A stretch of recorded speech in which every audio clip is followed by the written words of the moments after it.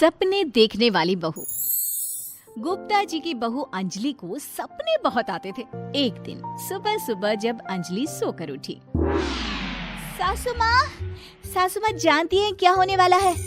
अरे क्या हुआ, फिर से कोई नया सपना देख लिया क्या? हाँ सासू माँ, बहुत जोर से बरसात आने वाली है। आज कोई कपड़े मत धोना, सूख नहीं पाएंगे। अरे बहू, बाहर तो इतनी तेज धूप निकली पड़ी है, तुमको कहाँ बारिश नजर आ रही है? अरे मम्मी जी, मैंने सपने में देखा था बहुत जोर से बारिश होने वाली है, इसलिए बस आज कोई कपड़े नहीं धुलेंगे। अरे लेकिन इससे पहले भी तो कितनी बार तुझे सपने आए हैं, कभी कुछ सच भी होता है क्या? मम्मी जी, आप भी ना सपनों पर भरोसा करना चाहिए, भरोसा। अंजलि की सास उसकी कोई बात नहीं मानती, लेकिन उस दिन वाकई में शाम होते होते घने बादल आ जाते हैं और जोर से मूसलाधार बारिश होने लगती है। अंजलि, आज तो तुम्हारा सपना सच हो गया। बहू, आज तो तुमने सपने में बारिश देखी थी ना, और देखो सच में बारिश हो गई। लगता है अगली बार से हमें तुम्हारी बात माननी पड़ेगी। पापा जी, मैं तो हर बार ही मम्मी जी से कहती हूँ, मेरे सपने सच हो जाते हैं, बस भरोसा रखिए। कुछ दिनों के बाद, अजी सुनते हैं, मुझे ना सपना आया था और सपने में मैंने देखा कि आपकी पूरी 1 करोड़ की लॉटरी लगी है। अरे कभी कभी सपना सच होना सही बात है, लेकिन हमेशा ऐसा नहीं होता अंजलि। और वैसे भी लॉटरी लगने ही वाली है तो अच्छी बात है ना। मैं तो कहती हूँ, हम वो बड़ा सा घर खरीदने वाले थे ना, आज ही चलकर उसको फाइनल कराते हैं। अरे वाह वाह, हाथ में पैसा नहीं और बड़ा घर खरीदना है। अरे मम्मी जी, बताया ना आपको, मुझे सपना आया था कि हमें 1 करोड़ की लॉटरी लगने वाली है। देखो बेटा, ये पैसों का मामला है, इसमें किसी तरह की रिस्क नहीं लेनी चाहिए। और जब तुम्हारा सपना सच हो जाए तब तुम घर खरीद लेना। मम्मी पापा ठीक है अंजलि, अभी इतनी जल्दबाजी करने की क्या जरूरत है? मैं कुछ नहीं जानती, मुझे वो घर चाहिए तो चाहिए। और आपको प्रॉब्लम क्या है? कुछ दिनों में तो पैसे आने ही वाले हैं लॉटरी से। हाँ, तो जब पैसे आ जाएंगे तब खरीद लेंगे ना। पर हमारी अंजलि खाना पीना छोड़कर जिद पकड़कर बैठ जाती है। आखिर मजबूर होकर अंजलि के पति को उस घर को बुक कराने के पैसे देने पड़ते हैं।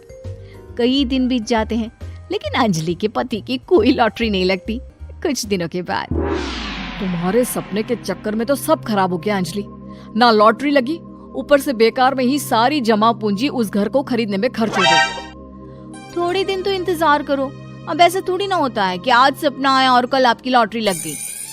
मैंने तो पहले ही कहा था, तुम्हारी बीवी को तो हर सपने पर विश्वास करने की आदत पड़ गई है। ऐसा भी कहीं होता है क्या? कुछ दिनों के बाद अचानक से अंजलि के पति के पास एक फोन आता है और पता चलता है कि उसकी 1 करोड़ की लॉटरी लग गई है।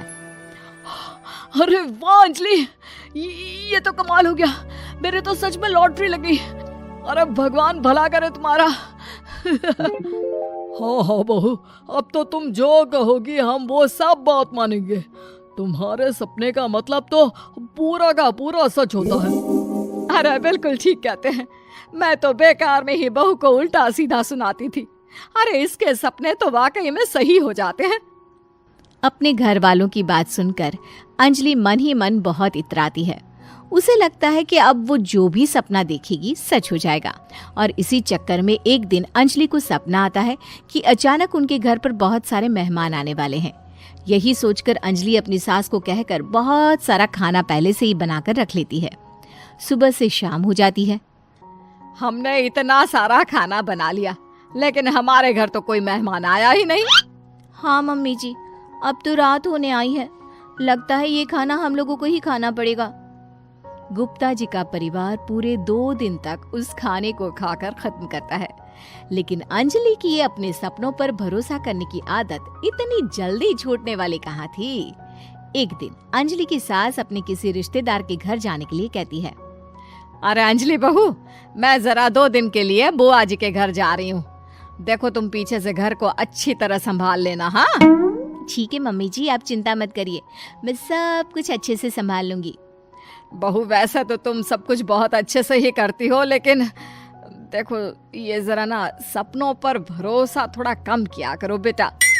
क्या मम्मी जी, मेरे इतने सारे सपने तो सच हो जाते हैं, उसके बाद भी आपको शक ही रहता है हमेशा। अरे बेटा, कभी कभार की बात अलग है, लेकिन हमेशा इन बातों पर भरोसा करना बहुत बड़ा नुकसान भी करवा सकता है। तुम्हें इस बात को समझना चाहिए। ठीक है मम्मी जी, समझ गई। अब आप आराम से जाइए, मैं सब कुछ बहुत अच्छे से कर लूंगी। अंजलि की सास बुआ जी के घर चली जाती है। उसके जाने के बाद अंजलि एक दिन सुबह सोकर उठती है और जोर जोर से रोने लगती है। अरे क्या हुआ अंजलि, तुम रो क्यों रही हो? बहू सब ठीक तो है ना? क्या कोई बुरा सपना देखा? अरे पापा जी क्या बताओ, मम्मी जी नहीं रही, वो हम सबको छोड़कर चली गई।